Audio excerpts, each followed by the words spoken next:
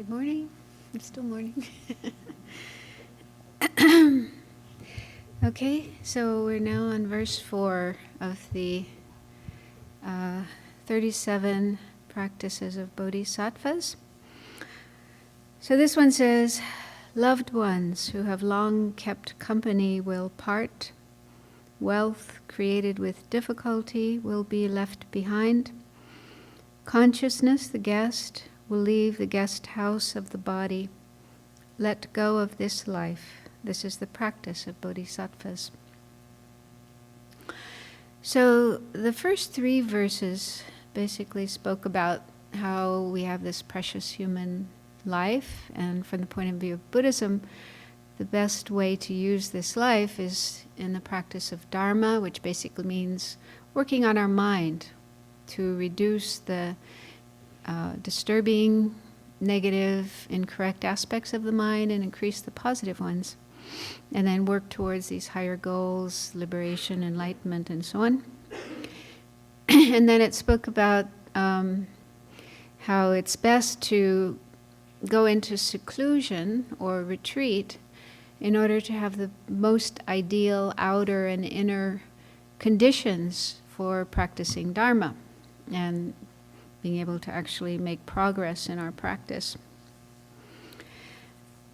However, just going into isolation or retreat, physically coming to a retreat situation, being in a retreat physically isn't enough. We still have to work on our mind. Because even in a retreat situation, our mind might be busy with thoughts that aren't really dharma and may even be opposite to dharma. For example, we might think about, how can I invest my money to make the most profit? Or, I'm tired of this weather. It's cold and gray. I want to go to Hawaii. Then we start planning a next holiday to Hawaii. Or maybe there's some person we met somewhere and we're really interested in that person and we'd like that person to be interested in us. So we're kind of thinking, how can I do that? How can I get that person to be interested in me?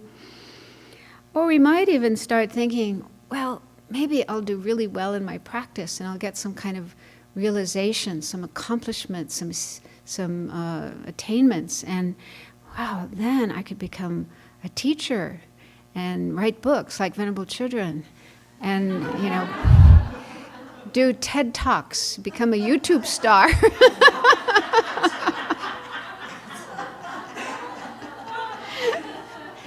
I mean, we laugh, but it's true, right? Our mind just can go all over the universe.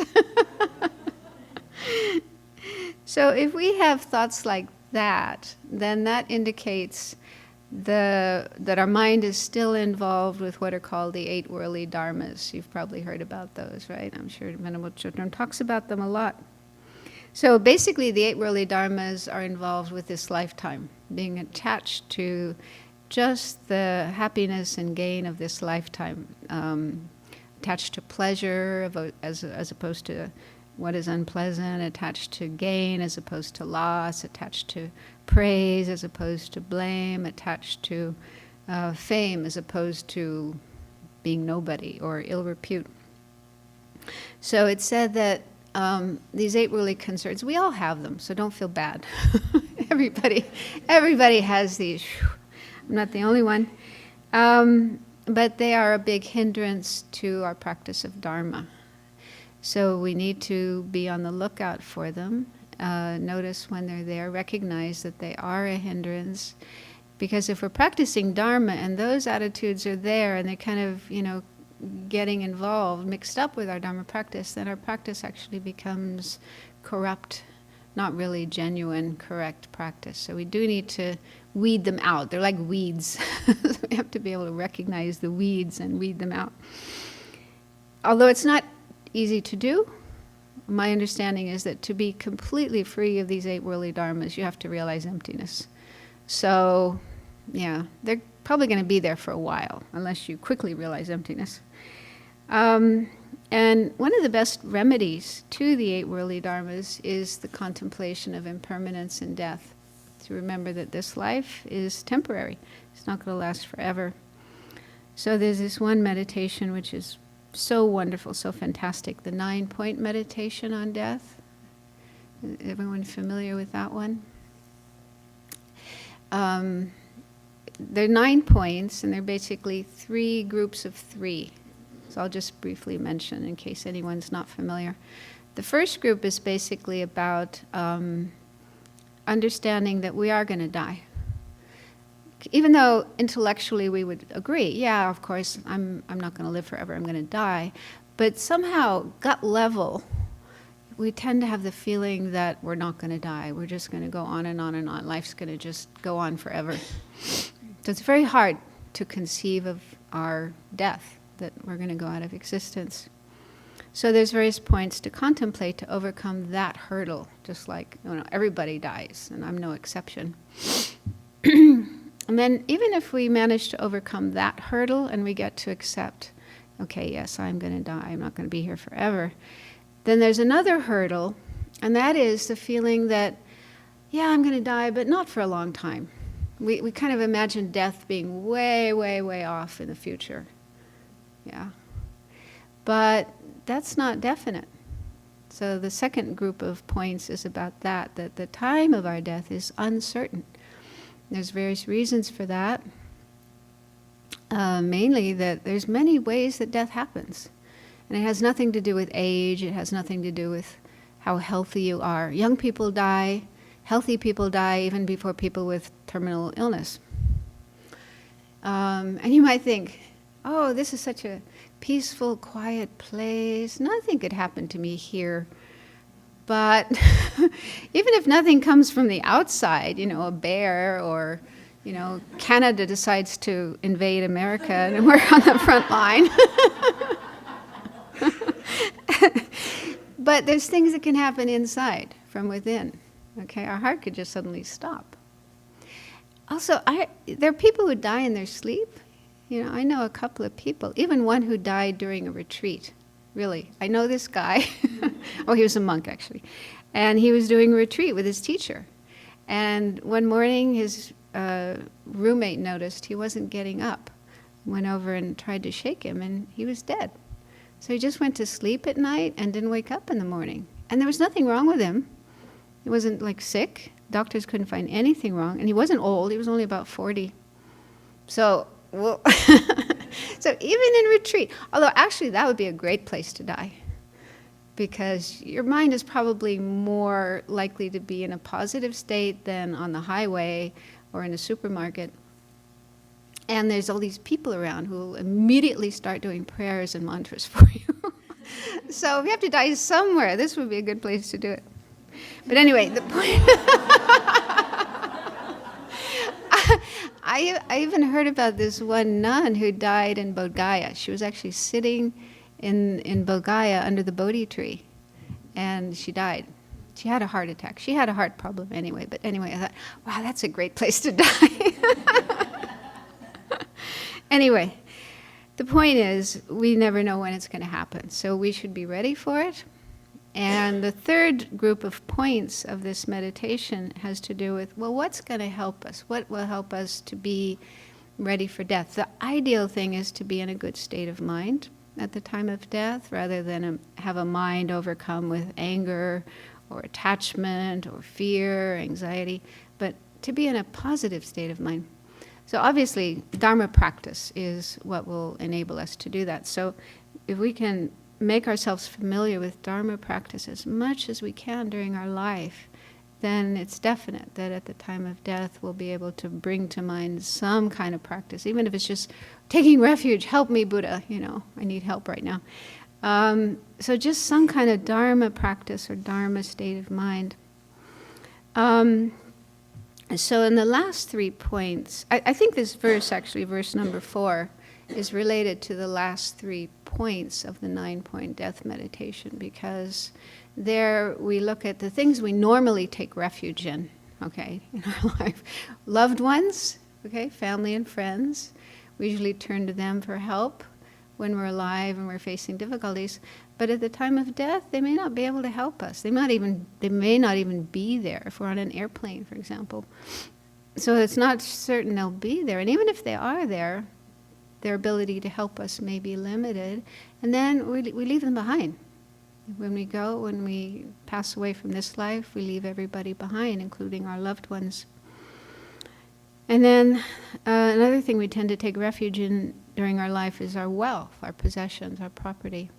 So that also has to be left behind. Like we have this saying here in America, I think, you can't take it with you. Okay, so even if you're a billionaire, everybody wants to be a billionaire, but even a Jeff Bezos or these people who have billions of dollars, at the time of death, a billionaire and a destitute person are basically the same. Whether you have $1 billion or you have $1, you have to leave it all behind. So that's another thing that we need to realize, that we can't take any of our possessions with us. And then the third thing is our body. So that attachment might be more subtle, but when you think about it, we've had our body every minute, every second of our life, right from the beginning, right from conception. We've never been separated from our body. So we tend to be very identified with our body, the feeling of this is me. And then a lot of people also get kind of obsessed with their bodies, like, oh, I want the perfect body, I want the perfect hair, face, skin, nose, tummy, whatever, muscles. Okay, so we tend to spend a lot of time and energy fussing about our body, but that has to be left behind as well. And I really love the line in this verse that says, consciousness, the guest, will leave the guest house of the body. When I first came across that, I thought, wow, that's a beautiful kind of analogy. Instead of thinking, this is me, this is just like a guest house, a hotel. Okay, when you're on the long journey from beginningless time up to enlightenment, our mind just keeps going from one body to another. Just like a traveling salesman, traveling all over the country and just staying a few nights in a hotel in here and there. So when you're staying in a hotel room for one night or 2 or 3 nights, you don't get all fussed about the color of the walls and the drapes. And I mean, you might dislike them, but you don't start, repainting the walls and changing the drapes and the furniture, because you're only there a couple of days. Okay, so you just put up with it and then, focus on other things. So in a similar way, if we think of this body as just like a hotel room, we're just here temporarily. I mean, 100 years, that's about the maximum amount of time we might be in this body. But compared to, the whole stretch of time of our mind, it's very short. And so, of course, we need to take care of our body, eat well, exercise, do what we can to keep ourselves as alive as possible, because it is a precious human life. But not to get overly attached and fussed and obsessed with our body.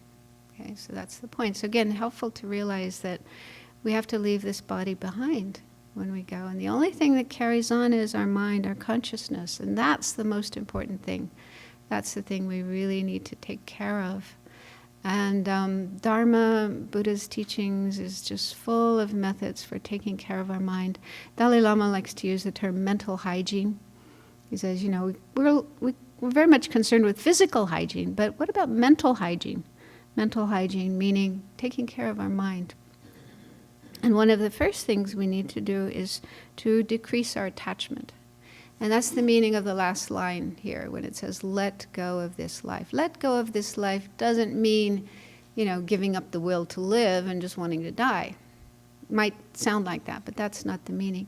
Instead, what it means is let go of the attitude of attachment to this life, only concerned with happiness and pleasure, the 8 worldly dharmas, thinking that that's the whole purpose of life, is just to enjoy myself as much as I can, get as much pleasure, as many friends, as many good experiences.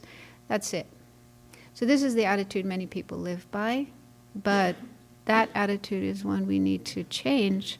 And of course we need to take care of our life, take care of our friends, our wealth, our body, and so forth, but not make that our number one priority, and instead try to shift our priorities to working on our mind. That's the thing that's going to outlast our body, or our possessions and our friends and so on.